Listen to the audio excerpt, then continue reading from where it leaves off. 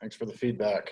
So I'm at the office this time. For some of you guys who tuned in last Monday, I believe, I was at home. My colleague Sarah Greer, she's been doing a couple ergonomic segments. She was doing at home too. So this time we're back to the office. I'm actually back in the office too. I have this nice brick background. You may be expecting some sort of comedy show. It's not going to happen with me. But I am back in the office. I kind of wanted to show you guys some things that are typical that I've noticed through my ergonomic evaluations and some workarounds with that. So let's get to it. So I'm going to share my screen right off the bat. I'm going to plug our website. And just to introduce myself again, I'm Matt McKibbin, Environmental Health and Safety at the Environmental Health Services building out in the fringe of the campus, Grimes Way, by the Bears. So I'm going to take it over here. I'm going to go to the EHS website. Sweet. So here we go. You're also going to see here, I'm going to put the cursor on remote work ergonomics. You can click on that. It's going to discuss a lot of the things I'm discussing today. So you can refer to that at all times. Also, we got this cool little segment here, WC's COVID-19 response. We're doing some other things in environmental health and safety too. Hand sanitizer, I mentioned that last time. I'm not going to spend too much time on it, but feel free to click on this stuff. Disinfecting common surfaces. There's going to be some work plans around that coming when everyone starts filtering back in. Everyone's going to have a disinfection plan of some sort. So look for that. Everything's always changing though, isn't it? So kind of keep an eye on this website. We're changing it every day. So another thing I wanted to look at website-wise is the HRS Skillport website. You guys seen this before? So some safety training. If you go here, WSU safety courses, you're going to see a lot of vivid learning systems here. Check this out sometime. You have to go through the WSU login. Some of you managers, supervisors probably know this already. We assign a lot of this type of video training to our employees, but we got some stuff on COVID-19. Some of the stuff even in this vivid training is changing constantly as guidance changes. I have taken these. We also got all sorts of other content, safety training, maybe ladder safety, even you notice here the office ergonomics. Feel free to go through that yourself. If you guys have employees or others in your group that are missing some of this stuff, this is some good training in here. I like the ergonomics one. It gives you a little background of what's going on.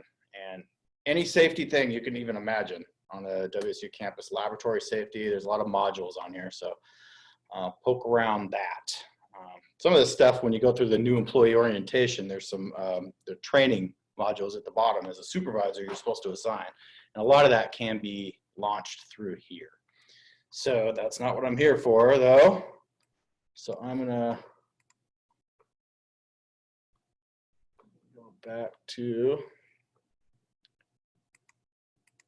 let's see if I can get my stuff in a group here.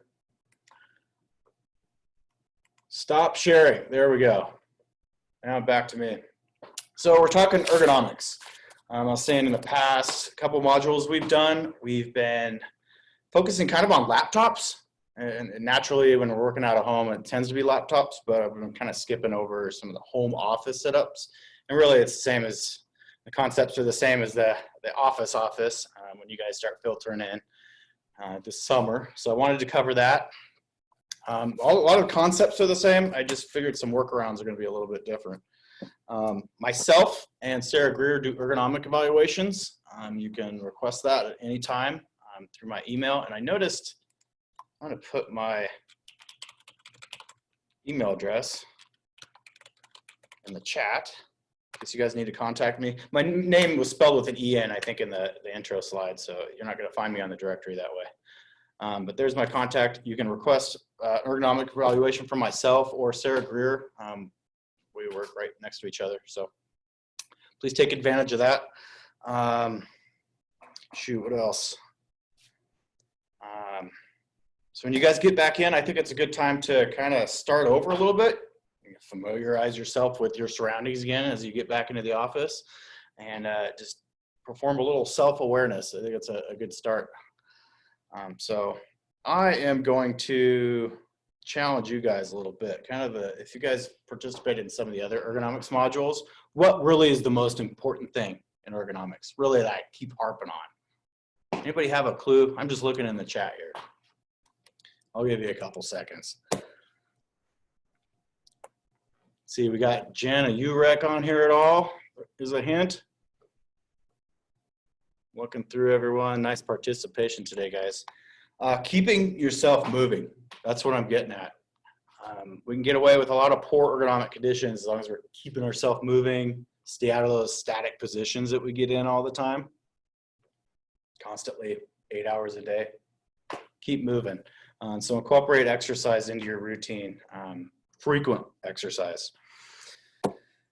Another thing we do, and I kind of wanted to mention too, I'm noticing some telework agreements going around. I totally encourage supervisors to contact us at EH&S to address ergonomics, especially if you're going to be in a position where you're working for 8 hours a day on a computer, teleworking. It'd be a really good idea to kind of incorporate some sort of ergonomics into that agreement. Highly recommend we do it, just so everyone's on the same page. We get some people that start hurting at their home every once in a while, and they just kind of get at odds of what to do, so it's good to address that stuff before the assignments are made.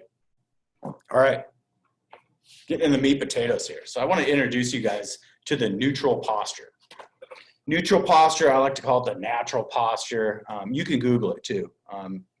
Neutral posture really has, if you're looking at a standing posture, if I can get the camera here right, backed up. What is a neutral posture? You're just looking at my torso right now. If you look at a bunch of people standing around, they kind of do this thing. They kind of fold their arms together, wave around a little bit. That's really a natural posture. So when you look at a neutral posture, a typing posture, I'm standing up right now. We want our elbows at roughly 90 degrees when we're typing. Like this. And when you're evaluating posture, kind of throughout this whole exercise, totally have someone else help you, whether your partner, colleague. It always helps out because it's just like a golf swing. You kind of think you're doing one thing, but if you look at the video, you're kind of doing something else.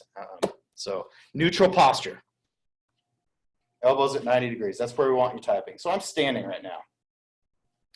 As far as the neck goes, seems like common sense here. I kind of wore a hat so you can see the how plumb my head is. But we want you looking straight ahead, level neck, least amount of impact on your body. This is a neutral posture, throwing all this stuff together. So I'm standing right now, and that same concept from the waist up is the same concept sitting. Pretty simple, right? Have someone help you out with it when you're sitting at a chair. They'll kind of critique you on that stuff. So neutral posture. Think of that going forward as I'm kind of explaining things. So ergonomic evaluations. I'm going to kind of do a speedy one for you today. So I always start out with a chair. If you look at our website, it kind of goes through the step-by-step. Start out with a chair, and you'll see why. I'm going to share my screen. I'm going to show some common pictures. Let's see. Everyone's seeing that? Let's start out with this chair. Starting out with chairs. Does that look like an office chair?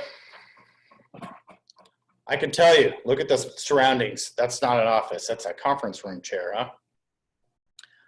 That's very common. I see that at WSU a lot. We share a lot of chairs. We get a lot of chairs from surplus. We get conference room chairs. They look really comfortable, right? Probably lean back in them, fall asleep during meetings. It looks very comfortable that way. Unfortunately, a lot of people end up using these in offices. And hopefully you can see my cursor here. The seat pans are huge on these. Seat pans are huge. So they're made for larger people. Also, typical with these conference room chairs, you have fixed armrests. Those typically crash right into your desk, right? You guys know what I'm talking about?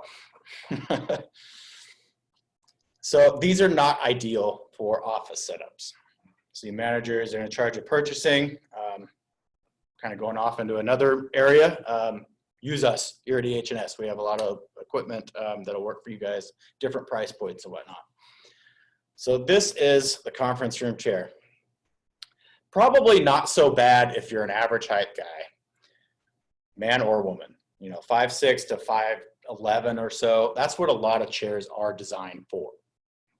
If you look at Office Depot, the non-ergonomic chairs, they're designed for that height person. And for most people, probably 70% of the people, it will fit. It's the other 30. The really tall folks and the shorties. So here's another example we have a lot on campus, especially with the labs. Some of the lab folks here, they get high desktops at the labs, so they have these stools. This one isn't so bad. It has a backrest, which a lot of them don't, or if they do, it's too small. They sit up high, so feet typically dangle. They have you see the fixed ring down here as a footrest. If you're shorter, it doesn't adjust here, so that's a problem. Laboratories are awful in this way. This chair actually isn't bad. It has some height adjustment, has some place for your feet to rest. But overall, these aren't providing a heck of a lot of support for you. Here's a good chair. So this is on our recommended list here, and Steelcase makes these. What's the difference between this and the conference room chair that we see? If you look down here, there's tons of paddles, right? Tons of adjustment. That's really what differentiates an ergonomic chair from one that perhaps is not. So this chair is going to fit a lot more people. You look at the armrests here, they're adjustable. They go up and down. The armrests also slide inside. So if you got kind of a skinny shoulders, or it'll fit someone with broad shoulders as well. This kind of rotates in and out. Awesome. It's got a lumbar adjustment in the back. The height adjustment goes down to, I've been able to fit people sub 4'11" in these chairs. Not a chance in any other office chair that you get at, or at least most of them that you get at Costco or Office Depot and such. So these chairs around, these are stocked in used stores as well, by the way. So awesome chairs. This particular model doesn't fit larger people as well. We have a defensive lineman at the WSU Athletics I was trying to fit.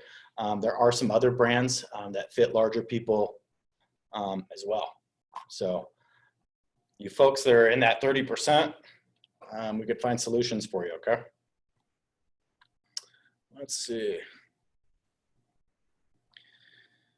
So chairs, another thing too, just as a suggestion too, is a lot of these ergonomic evaluations. A lot of departments have chairs in storage. If something's not working for you, ask your supervisor, ask your department heads, someone that may know of some storage areas. You'd be surprised what's in there. A lot of times we just get assigned a desk, we start using what we got, we don't put much thought into the equipment that we're using. If something's not working, that's the cheapest solution. Start out, look at the storage. You'd be surprised what we find in some areas. So, chairs. Lots of adjustments in these ones. The biggest thing with all of them is getting the correct height. So we always start out with getting your feet flat on the floor. We want your legs level. So your kneecaps are going to be at the same height as your hip joint, roughly speaking.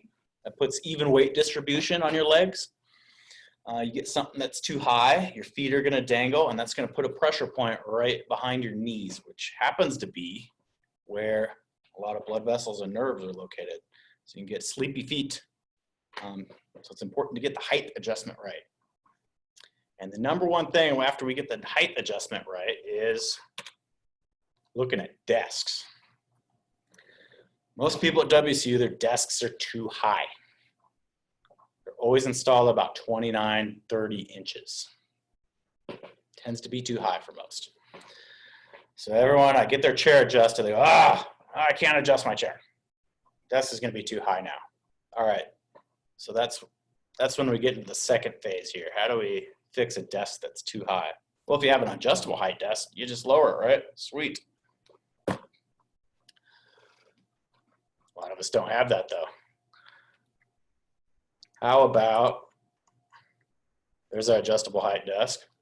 Perfect. You guys notice these are electronic here. These legs go up and down. That's the wave of the future. We can sit, we can stand at proper heights. That's awesome. Let's see, one thing I didn't get in the picture.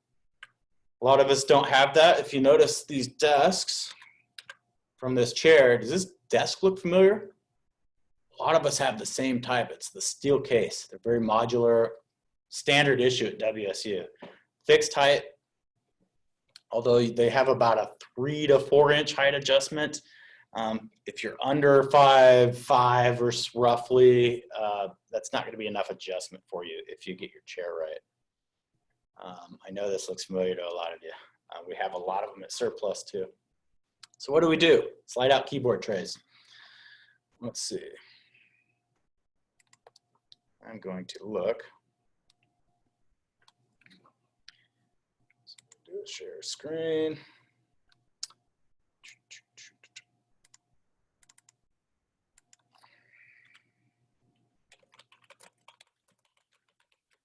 Slide out keyboard tray.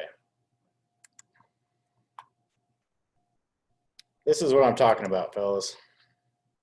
So these slide out keyboard trays, we've seen a lot of these. Some are better than others.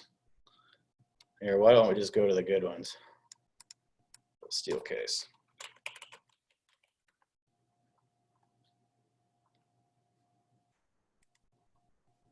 This is a state vendor steel case. Get it to load up. Cool, so that's how you lower the height of your keyboard if it's too high. See that neutral posture I was talking about with this person? Elbows at 90 degrees or slightly resting them on their elbow rest. Their wrists are straight here. It's another feature of the neutral posture. So this is a way to get that keyboard height down. Notice this person where they're resting their hands as well. They're resting at the base of their palm. That's where you want it. So this is the solution. They're usually around 350 bucks. That'll fix the desk height issue. Okay. Let's see what else we got here. Stop sharing.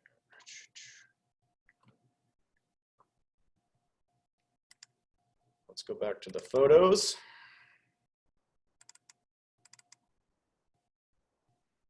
Okay.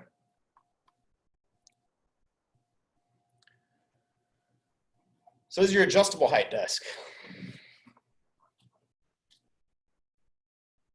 So how do you find the right height for your adjustable height desk? So this area is a little bit tight, so it's kind of hard to say. So getting that right height.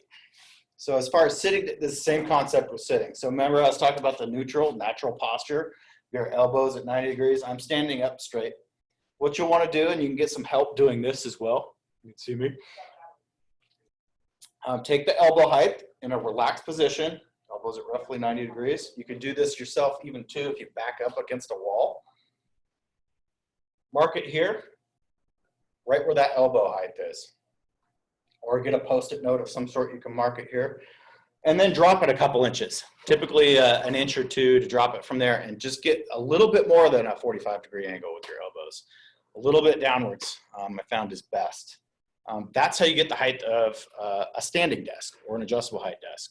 So when you go to program those things, that's the ideal height. And you do the same measurement when you're sitting, except you get your chair to the right height. You get your elbows at 90 degrees, 45 degrees actually, and you take that same measurement sitting. And that's where we want the desk height to be. And then it ends up lowering about an inch or so. So just doing those calculations, I can tell you if your desk is too high. Any questions so far? I got the group chat back up, and I'll take a look at these at the end too. And I'll be checking my email after this in case you want any questions that are not public. So those are desk height. See, one tip around desks too, when you look at the adjustable height desks, those are getting to be fantastic now. They're lowering in price, but beware. Vendors like Costco and the Office Depot, a lot of the stuff you get out there has a limited height range. And typically if you're under 5'6" or so, sorry to pick on you shorties, some of those standardized ranges that you find at the retailers don't go down low enough. Steel case, we got some other recommended ones that actually do. So just keep that aware if you're out buying your own stuff. If you look at, the range is always published on there. So be aware of that. Let's see, I gotta keep moving on here. Time always flies. Going into, on the pictures again, monitor height. You notice this picture, straightaways, actually this isn't the best illustrator, but a lot of people have rounded desks. Avoid putting them on corners if you can. And it's mostly has to do with people with 2 or multiple monitors and they get off center. This isn't a good example of it. Everything's nice and straight in this adjustable height desk. Let's see. Make sure you guys are seeing the right thing here. This is another adjustable height desk. So keep your monitors straight away. You have dual monitors, a lot of us have that.